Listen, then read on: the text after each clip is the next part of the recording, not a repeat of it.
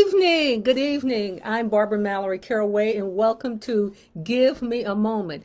Well, yes, this is unusual. We're usually coming to you on a Monday night, but we're coming to you tonight. It's Tuesday, I know, but actually, Monday was a very important and a time for so many people. And so, you all were out celebrating Valentine's. So, we're here tonight to continue our Give Me a Moment. Please give me just a moment of your time tonight as we look forward to making progress in our nation, in our district, in our elections. Can you believe that as of today, this is February the 15th, that we're just about 2 weeks out from the March the 1st election, March the 1st primary. And of course, in the primary, what happens is, I always give you this analogy, that the Democrats and the Republicans, sorry, let me turn my phone off. I always trying to do this technology. As a matter of fact, I thought I had.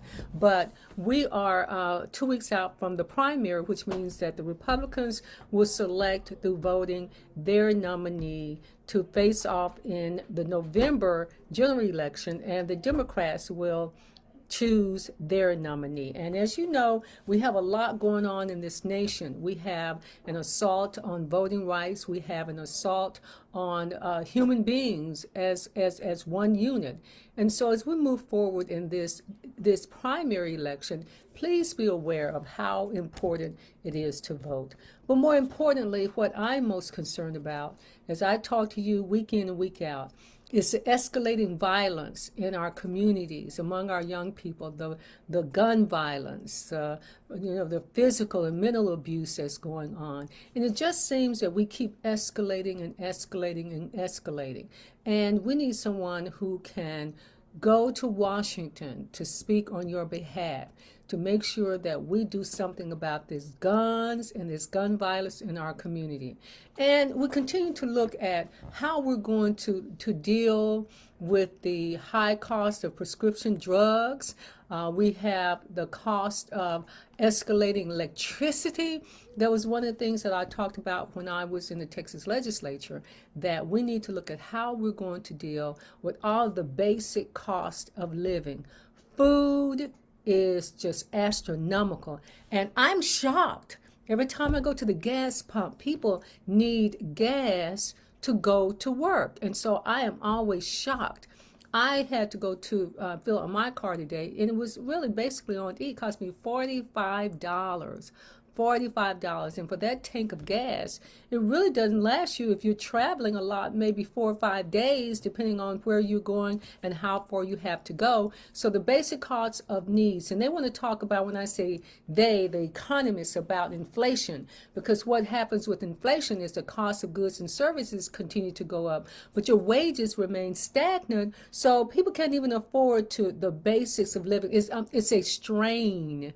It is a strain on the basic cost of living. So, and now one of the contributing factors that they say is because of the supply chain that's stuck at the dock. Well, we had all that during COVID. So it would seem to me that at least that would be a resolve. Now, I know you have all of this, the boycotting at the Canadian border, U.S. border, of trucks, of people, anti-vaccine people, who are stopping the transportation industry coming and going. And Americans aren't the only ones, American companies, who are using that route. So people are really going to the extremes over these COVID vaccinations. Okay, you don't want to take the COVID vaccine. That's your prerogative.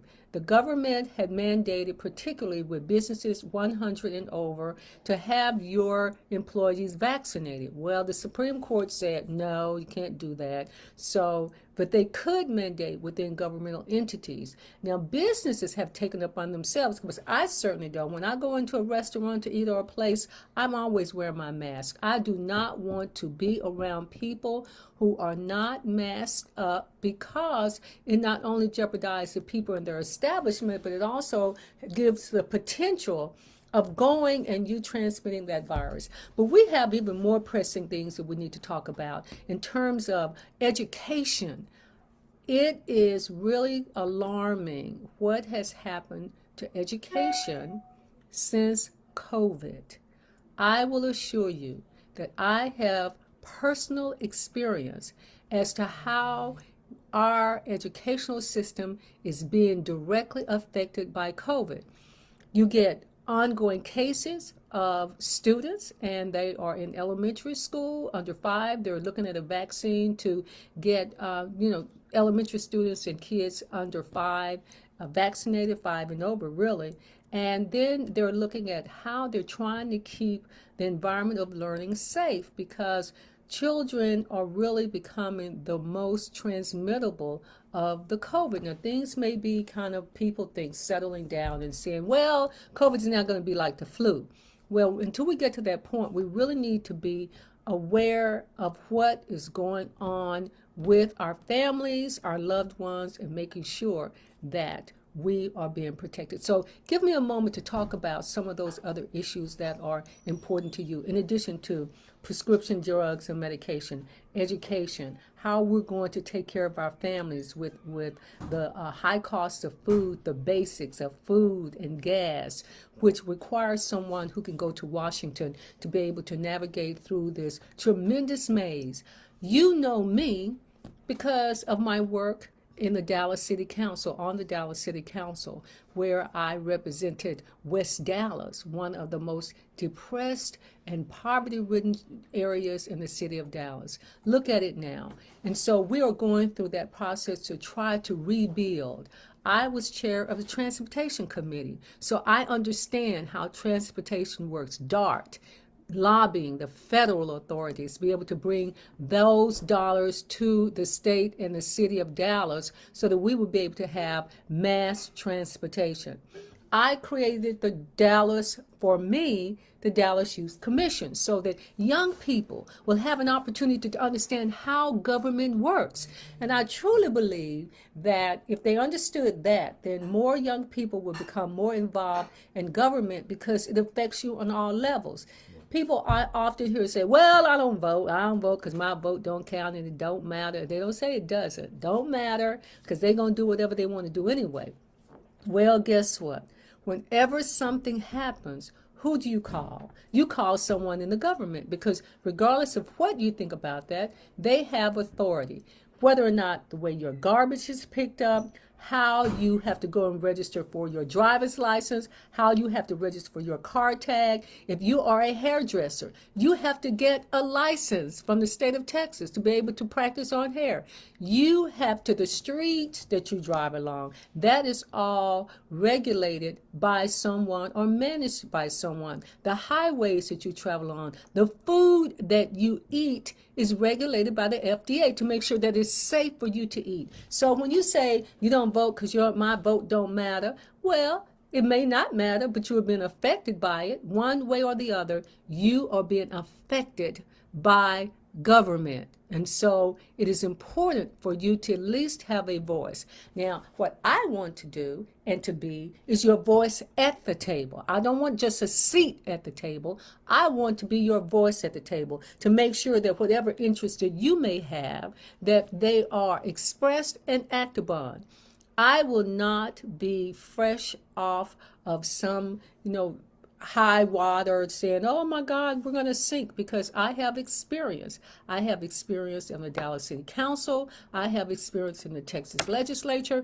But more important, I have the experience of compassion, of what it takes for people to make it in this world. Everyone is not going to be middle class. Everyone is not going to be a millionaire. In fact, these days, it doesn't matter anymore if you're a millionaire. For us, or for me, if I were a millionaire, that would be great. But they are moving toward trillionaire status. Some of these people are moving towards, can you imagine that?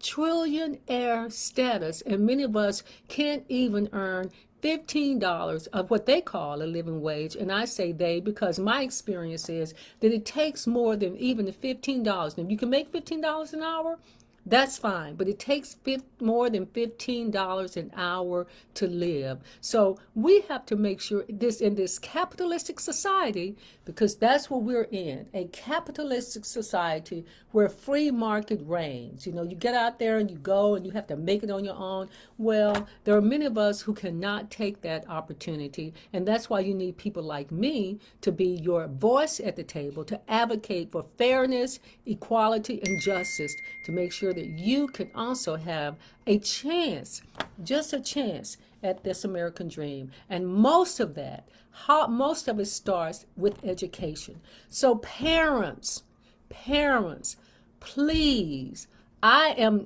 not asking you, I am begging you, please send your children to school. Please send your children to school. I know that there are some concerns about some of the health issues, but what you can do is, again, if your child go to school, they're going to be required to wear a mask. So please send your child to school so they can learn. And when they get there, please, I am really begging you, because I understand what is going on now in education. When they get there, don't just let them go to school and then think that while they're there from 8 in the morning to 3 or 3:15 in the afternoon, that you don't have to do anything after they leave. Because what is happening is they are not grasping and learning, some of us, outside of the classroom. You must be engaged with your child's education. I am very concerned and alarmed. But what I will do even with that is make sure that I engage with local educational officials, the independent school districts, and you have charter schools, as well as appointing or nominating, because I don't appoint, the president appoints nominees to the Department of Education who has a more, I'm not going to say progressive, but what I'm going to say is an old school approach to learning. Where we used to say reading, writing, arithmetic. All what is going on in education now, it is too much preparation for testing, because there's accountability where your livelihood, your reputation, when I say livelihood, your job depends on the outcome of this test. So, it's not just one. It depends on what school district you're in as to how many tests you are taking within a month. So please be engaged in your child's education. That is very, very important, because if you miss the foundation, if you miss that early childhood foundation, and if they get behind, not only do they become frustrated, and they become so frustrated that they begin to act out because they cannot keep up with their peers. So get engaged, and that's okay if that, no, it's not okay if it happens, but if it does happen, then you can always get assistance in tutoring. And believe you me, these schools are going over and beyond trying and getting help for students who are challenged. I do not use words, negative language to describe children, because what that does is it begins to label them early in life, like disadvantage, low income, low grades, they're low, they're medium, they're moderate, they're high. That type of language is actually being used in education. I do not use that. Even though it's common vernacular within the system, I do not use those negative words to describe and label our children, because you know what? You have identifiable neighborhoods. You come from a low income area, then you go to a low income school, then you have a low grade education. So if you're already low grading somebody, what do you expect to happen to them? They're going to begin to find a label on themselves, and then it takes a village to bring them out. That old African proverb, it takes a village to raise a child. And I believe that to be really true. But please, that is my issue tonight. I am begging and pleading with you to get involved and be involved in your child's education. Because if you don't, somebody else will. And potentially, what happens to them is they become a part of that pipeline to prison. We cannot allow that to happen to our children. It is frightening. I am frightened by it. Please believe me, I am frightened by this arrow that's been shot at our young kids and our youth in this society today. Please be involved. So I will be actively involved in education. I will look at how we can prepare our young people because for their future, because with this fast acceleration of learning, by the time they finish school, they can't even adequately read. Hear what I'm saying to you. By the time they get to college, they have to take remedial courses just to be able to read and write. So do not let anyone tell you that education doesn't matter. It is the most important tool, because if it didn't, why would they attack education with critical race theories and trying to eliminate what children can learn in school? They don't even teach CRT in elementary school, high school. That's more of a secondary curriculum. It was started by a man, and I'm sorry, but I can't remember his name now, but I do know the history, because there was and if I had my phone, here I got my phone, you heard it ring, but to take a holistic approach as to how racism affects us in America. So that's my spiel tonight, because about that. I didn't want to just talk about my campaign, because I'm more concerned about the future, and the future is our children, and that really requires a basic good education. I didn't even let my hair down because I want you to hear what I have to say. I want you to look at me and look and hear and listen what I have to say to you. It is the most important thing. And with COVID, not only did we lose a year potentially, but guess what happened? Most of these students already had challenges. Most of them, a lot of them, did not even go to school virtually. And then when the ISDs gave an option for in-person or virtual, some didn't do it at all. And now with in-person learning, there is a challenge just to get children to come to school. And yes, teachers are burned out. They are burned out, because even with that, you're seeing superintendents, even across North Texas, who said no more. Now, I don't know personally why they're quitting. They're just saying, no more. So if the superintendents are quitting, what does that say about the state of our education? What does it say? So we've got to get a grip on that. So I'm going to talk about elections and, my platform, but there is nothing more important than education, and there is nothing more important than voting for people who you believe can get you on the right track.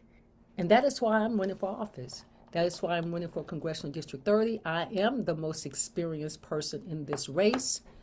I am the person who has the wherewithal, the experience, and the tenacity to get the job done. I will not need on-the-job training, because my experience in the Texas legislature taught me how to introduce bills, how to request a committee hearing, how to pass legislation, how to navigate it through the system. But you have to have bipartisan support if you're not the majority. If you're not the majority, and even with the majority, sometimes with some people who have differences of opinion about what legislation you may introduce, then that is going to be a challenge. But I'm asking you to send an independent problem solver. That's what I am. I'm going to do what it takes to make District 30 better. And if you're willing to vote for someone who has been endorsed by someone, and after 30 years, our district has not improved, then I have to question that. I'm just going to tell you, I have to question that. There is a lot of work to be done. There is a lot of catching up to be done. And I am the person to do it. So to introduce my spiel, I am Barbara Mallory Caraway. There are 9 people in this race. 9. You may not know them, but you know Barbara, and you know me by the work that I have done in the Dallas City Council and in the Texas legislature. As a matter of fact, you can look at my record. My record dictates that I was the one that shepherded through the funding for the University of North Texas at Dallas. When Senator Royce West needed funding from the city, I took his hand and took him to the city manager to ensure that the city of Dallas would participate in doing its part to land an opportunity so that students would not have to travel to Denton, but rather have a campus right here in the heart of Oak Cliff. So there are many things that we need to continue to work on. But in addition to that, we must continue with all of this violence that's going on. We cannot negate the fact that there needs to be a continuing relationship between law enforcement and the people that they have sworn to serve. We must look at that. But more importantly, I mean, really, now I'm going to say this, and I'll probably get cut up and down about it, but if you don't vote, what is the sense of fighting for voting rights if you won't even vote?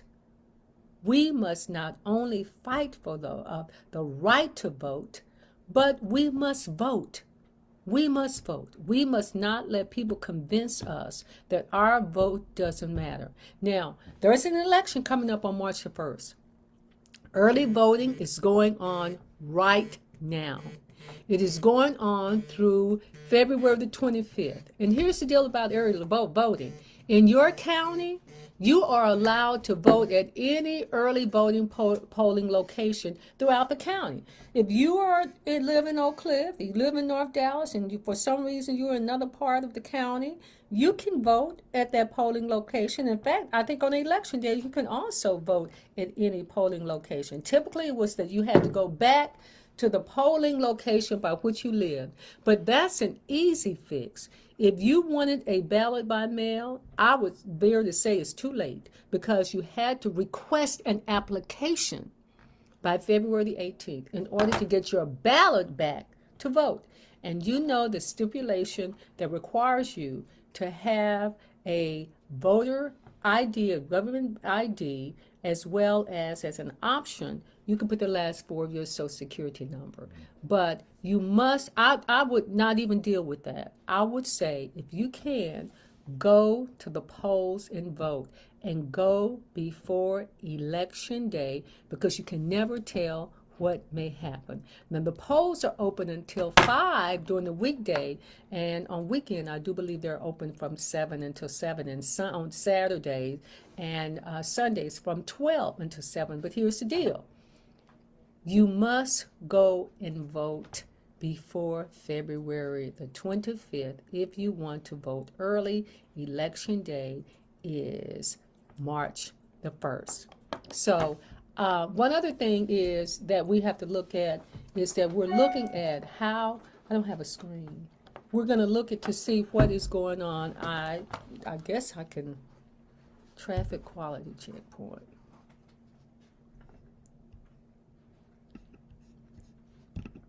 Okay, all right, a little technical difficulty even in the life of live streaming, just like on regular TV, we have some live streaming issues. So that click, I had to get my technician over here because I still don't know, I'm just sitting here talking. But let me talk about another issue that I think that's important that's stuck in the Senate, that we must look to curtail crime in our neighborhoods, and that is the decriminalization of marijuana. I said, decriminalization of cannabis. Someone said, we don't know what that is. We know what marijuana is. But that has gone on to make sure that we can cut down on the arrest and criminalization and building really records.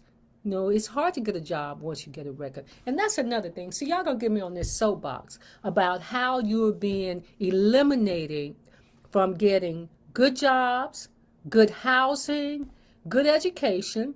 They can't really mess, because if you go and pay for your education for some classes, they can't discriminate and tell you can't do it. But you can be discriminated against for housing and for jobs. So the less criminalization of we have of cannabis, marijuana, then at least that would help in our society. I am not advocating that people go out and smoke marijuana. But as I told you before, I'm driving down the street, and when someone passes me, and if I have my window down, It's, you can just smell it. It just it comes into your car. So I really want our young people to take a different approach. But I really want you to make sure that you are doing the right thing, trying to survive in this world. Everyone can't be a rap star. Everyone can't be a singer. Everyone can't be, in fact, the majority of us. How many people on the team? How many players do you have on the team? So if you have 12 members of a team, and I don't know, because I've told you all, I know a little bit about sports, but I'm not a sports enthusiast. I didn't even watch the Super Bowl. I'm sorry. I'm sorry. I apologize. But I've been working on my campaign, working to earn any and every one of your votes. But there are limited team members on a football team, limited team members on a basketball team, whether it's baseball, track. There are a limited number of people who can be a part of that system.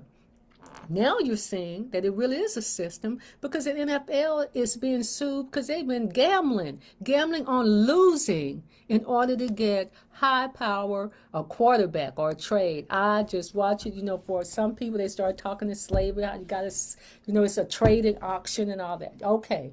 The majority of the players are black and the majority of the owners are white. So there are only a certain number of professional athletes, only a certain number of rappers that are going to make it. As a matter of fact, a lot of these rappers, these young rappers that I've been hearing about recently, have been gunned down in open daylight in New York, in California.